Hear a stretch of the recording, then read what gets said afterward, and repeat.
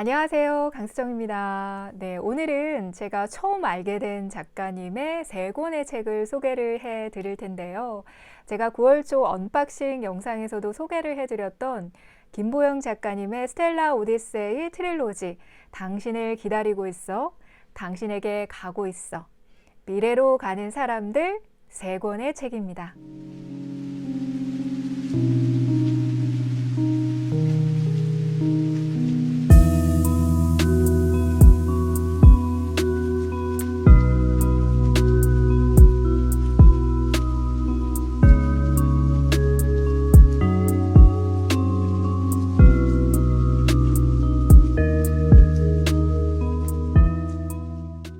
짠! 네, 이렇게 세 권의 책인데요. 일단 보시는 것처럼 사이즈가 굉장히 작고, 네, 세 권 다 그렇게 두껍지 않고 엄청 얇은 책이에요. 네, 그래서 굉장히 편안하게 쉽게 읽을 수 있는 책이었는데요. 제가 이 책을 읽으면서 이 책이 이렇게까지 나에게 임팩트를 줄 것이라고는 상상을 못했던 것 같아요. 자, 한 권 한 권 읽을 때마다 좀 엄청나게 기대되고 설렘을 가지고 너무너무 재미있게 읽었고요. 특히나 마지막 세 번째 이 미래로 가는 사람들을 읽을 때는 와, 정말 내가 어떻게 이 책을 이제야 알았을까? 왜 김보영 작가님을 몰랐을까? 정말 한탄하게 됐고요. 이 책은 정말 내가 인정이다. 너무너무 좋다라고 생각을 하면서 읽었어요. 책 내용도 물론 너무 좋지만 김보영 작가님, 와, 정말 찐이다. 찐이다라는 생각을 하면서 읽었던 책입니다. 네, 제가 이 김보영 작가님의 이 세 권의 책을 선택을 한 이유는요. 신간을 조금 이렇게 살펴보다가 종의 기원담이라고 하는 소설을 알게 되었어요. 근데 제목이 일단 너무 마음에 들어서 뭐지? 하고 이렇게 좀 살펴봤는데 이게 SF 소설인 거예요. 무척 반가웠어요. 제가 SF 소설을 굉장히 많이 다양한 작가의 책을 읽지는 않았지만 그래도 테드 창의 작품으로 시작을 해서 테드 창의 여러 권의 작품을 읽었고, 그리고 김초엽 작가님까지 SF 소설을 읽을 때마다 굉장히 만족스러웠고 너무너무 마음에 들고 좋았었거든요. 그래서 내가 SF 장르를 좋아하는구나. 그래서 좀 항상 SF 소설을 읽고 싶다라는 마음은 계속 가지고 있었는데 종의 기원담이 SF 소설이어서 굉장히 마음에 들었어요. 그래서 이 김보영 작가님에 대해서 좀 살펴보자 라고 좀 살펴보다가 그동안 어떤 책들을 출간하셨는지 이렇게 하나하나 살펴보게 되었고, 네, 이 책이 딱 눈에 띄었습니다. 보시는 것처럼 표지가 너무 예쁜 거예요. 네. 근데 SF 소설이다 보니까 뭔가 우주적인, 환상적이고 신비로운 느낌이 있는 표지이고, 그 안에 보면은 약간 자연의 느낌도 있어요. 나무를 형상화하면서 우주적인 느낌을 같이 표현한 그림인 것 같거든요. 그런데 한 권 한 권 제목도 너무 좋더라고요. 네, 당신을 기다리고 있어? 당신에게 가고 있어? 미래로 가는 사람들이라고 하는 시리즈에서 뭔가 좀 제목에서 느껴지는 그 좋은 느낌이 있어서 김보영 작가님을 처음 알게 되었으니 최근작을 읽기 전에 예전에 출간된 책을 먼저 읽고 신간을 읽어보자 라는 생각이 들어서 이 책을 가장 먼저 주문을 했고요. 종의 기원담도 주문을 해두었습니다. 네, 서두에도 말씀드린 것처럼 굉장히 작고 얇은 책이어서 이 책의 어떤 부분을 이야기를 하면 엄청난 스포일러가 될 것 같기도 하고 너무 좋아서 좀 읽으셨으면 좋겠다라는 생각이 너무너무 간절해요. 그래서 책 리뷰는 최소한으로 하고요.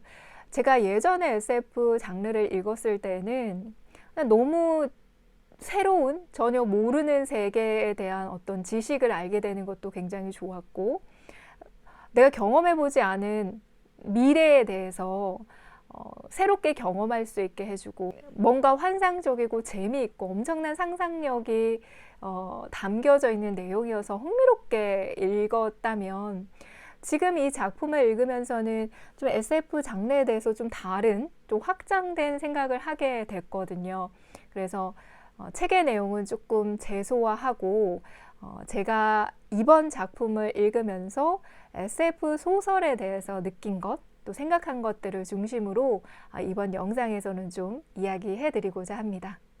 제가 이번에 이 SF 소설을 읽으면서 가장 많이 생각했던 부분은 내가 한 번도 경험해보지 못했던, 내가 살아보지 못했던 상상 속에만 있었던 그런 미래의 모습이 굉장히 빠른 속도로 굉장히 가깝게 우리에게 다가오고 있다라는 생각을 가장 많이 했었던 것 같은데요.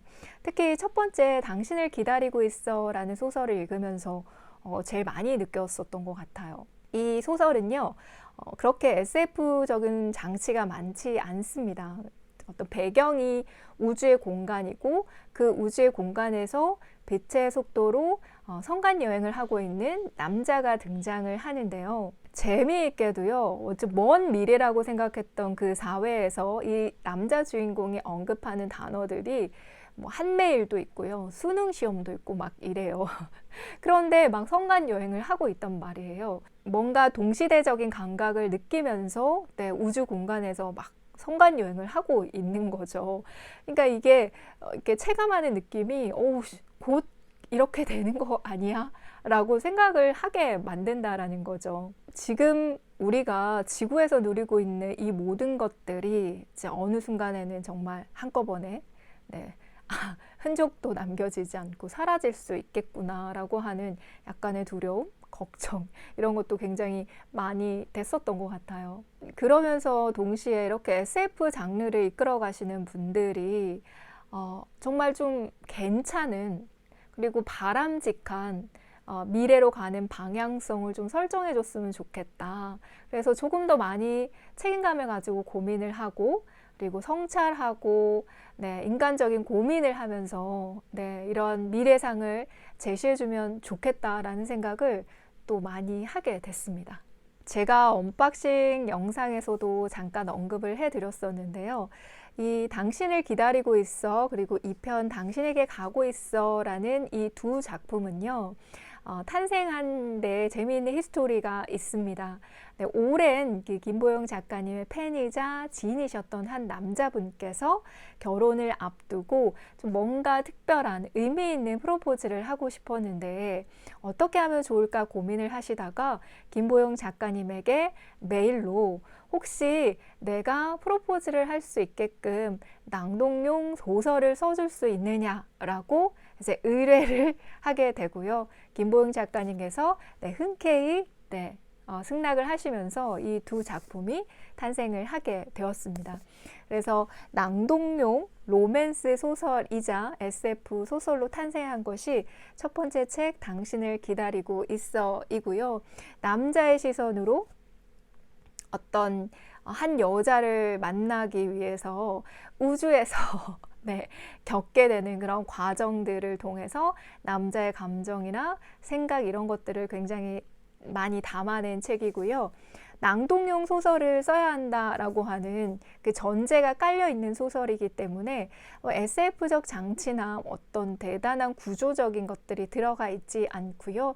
그냥 우주의 배경에서 성간 여행을 하고 있고 성간 여행 안에서 발생할 수밖에 없는 그 속도에 의한 그 시차로 계속해서 어긋나는 만남이 어긋나고 또 기다리고 찾아가는 이런 과정들이 잘 표현이 되어 있고 그러면서 그 과정에서의 남자의 어떤 감정이나 느낌 이런 것들이 굉장히 잘 표현되어 있는 그래서 뭔가 공간은 되게 우주이고 막 빛의 속도로 여행을 하고 있고 어딘가를 향해서 막 가고 있는 우주의 공간인데 그 공간 안에서 어떤 자기에게는 굉장히 중요한 어떤 절제적인 사랑 한 존재를 찾아가고 그 만남을 위한 기다림을 가지고 계속해서 서사가 이루어지니까 뭔가 대비되면서 조금 더 감정이 더 증폭되면서 다가오는 그런 느낌의 굉장히 또 인간적이고 따뜻한 소설이었고요. 1편에서 다 펼쳐내지 못한 못내 아쉬웠던 것을 여자 주인공 여자의 시선으로 다시 펼쳐낸 책이 2편 당신에게 가고 있어인데요. 이 책, 그러니까 첫 번째 책이 나오고 나서 두 번째 책이 출간될 때까지 한 2년 정도 시간이 걸렸더라고요. 그리고 이 책은 집필을 하시고 또 부인 되시는 분께 선물을 했다고 해요. 두 분은 굉장히 행복하게 잘 살고 계시다고 하는데요. 이 두 남녀가 지구에서 결혼식을 하기 위해서 각자의 어떤 행성에서 성간 여행을 통해서 지구로 막 가고 있어요. 그런데 성간 여행을 하는 과정에서 발생할 수밖에 없는 속도, 그 시차에 의해서 계속해서 만남이 어긋나고, 또 기다리고 찾아가고 또 어긋나고 이런 것들이 많이 반복됩니다. 그래서 굉장히 안타깝게 그 어떤 전혀 새로운 그 시간과 속도의 개념에 또 다시 한번 좌절하게 되는 그런 느낌이 계속 들었었는데요. 첫 번째 책을 읽고 나서 되게 좋기는 했는데 엄청나게 제가 막 감동을 하거나 막 좋아 이러지는 않았었거든요.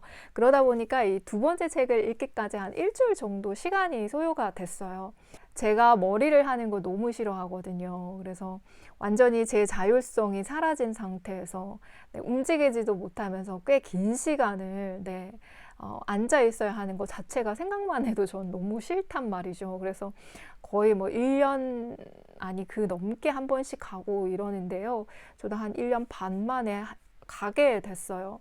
그래서 거기서 제가 그나마 좀 편안하게 보내기 위해서는 책이 항상 필요해서 이 정도의 책이면 충분히 편안하게 읽을 수 있겠다라는 생각이 들어서 제가 이 책을 가지고 갔는데요. 정말 머리를 하는 마지막 줌에 거의 이제 이 책의 마지막 부분에 가서 너 울컥해서 눈물이 확 쏟아진 거죠. 그래서 막 울었어요. 어떤 1편에 남자의 시선으로 이미 쓰여진 글이 존재했기 때문에 여자의 시선으로 쓰여진 이 책이 좀 더 빛났을 거란 생각도 하고요. 근데 여자의 시선이다 보니까 제가 좀 더 감정이입을 많이 했다라는 생각도 드는데요. 우리가 이제 우주라고 하는 곳에서 성간 여행을 하고 시간 여행을 하고 너무나도 이제 멋지고 환상적인 일이긴 하지만 좀 생각을 해보면 지금 내가 누리고 있는 지구에서의 삶을 그대로 누리면서 또 내가 어떤 일상의 탈출, 특별함을 위해서 정말 우주 공간에서 성간 여행을 하고 시간 여행을 한다라고 상상을 해보면 너무너무 행복하고 멋질 거라는 생각이 드는데, 근데 우리가 알고 있는 예상하는 미래의 모습에 지금 현재 지구의 모습은 존재하지 않잖아요. 거의 멸망을 했거나 살 수 없는 환경이 되었기 때문에 인간이 살 수 있는, 생존할 수 있는 다른 행성을 찾아가는 과정이었던 거잖아요. 그 과정에서 우주에서 뭐 시간 여행을 하고 성간 여행을 하고 너무 멋지지만 그 우주선 안에서의 생활은 그렇게 부럽지는 않아요. 이 여자도 성간 여행을 하면서 발생하는 속도 때문에 시차가 발생하고 그 시차를 다시 이제 맞추기 위해서 다른 우주선으로 갈아타고 또 다른 우주선으로 갈아타고 하면서 이제 살아가는 모습과 그 과정에서의 어떤 한 존재에 대한 그리움이나 애절함 이런 감정들이 이제 들어가 있는데요. 그 안에서 어떤 한 사람을 바라보는 감정 이외에 그 우주선이라는 공간 안에서의 공동체의 삶에 대해서도 좀 언급을 하고 어쩔 수 없이 발생하게 되는 어떤 단체 안에서의 어떤 계급이라든지 어떤 불공정함, 불합리함들이 이 책에도 언급이 돼요. 그래서 답답하다, 화가 난다. 어쩔 수 없이 생존해야 하기 때문에 거기서 기생하듯이 살고 있는 혹은 나의 이익을 위해서 누군가를 해하거나 감시하는 것, 그걸 통해서 이득을 얻고 살아가는 모습들이 좀 묘사가 되면서 되게 씁쓸한 생각이 들고 누군가를 기다리고 찾기 위해서 내가 이 모든 고난을 이겨내면서 이 우주선에 살아가는 것이 어떤 의미가 있을까? 내가 너를 기억하고 너와의 어떤 추억들을 내가 다 안고 있으며 이건 너랑 함께 하는 게 아닐까? 그럼 나는 정말 자유롭게 용기를 내어서 이곳을 떠나고 싶어 하면서 그 우주선에서 탈출, 지구로 내려가는 장면에서 제가 정말 울컥하고 눈물이 팍 터져 버렸었거든요. 자유를 찾아서 내려간 거잖아요. 그러니까 뭔가 억압되어 있거나 참았거나 뭔가 스스로 이제 통제해 왔던 모든 것들을 정말 한순간에 풀어 헤치고 어떤 자아의 자율성과 초월을 딱 가지면서 원하는 선택을 하면서 내려가는데 정말 제가 가지고 있었던 이 안에 있던 응어리들이 팍 터지는 것처럼 속이 막 시원하고 너무너무 눈물이 나고 막 이렇게 너무너무 감정에 취해버렸어요. 그래서 제가 이 책을 읽고 나서 정말 부랴부랴 마지막 3권을 펼쳐 읽기 시작을 했는데요. 와, 이거는 정말 대박. 내가 왜 이걸 이제 알았지? 어떻게 이런 작품을 이렇게 늦게 알 수가 있지? 정말 엄청나게 감동받고 감탄하면서 읽었던 책이 세 번째 책입니다. 네, 세 번째 책 미래로 가는 사람들을 정말 너무너무 좋아요. 저는 정말 이 조그만 책에서 이 엄청난 폭발력을 만들어낼 수 있다라는 것이 정말 더없이 놀라운데요.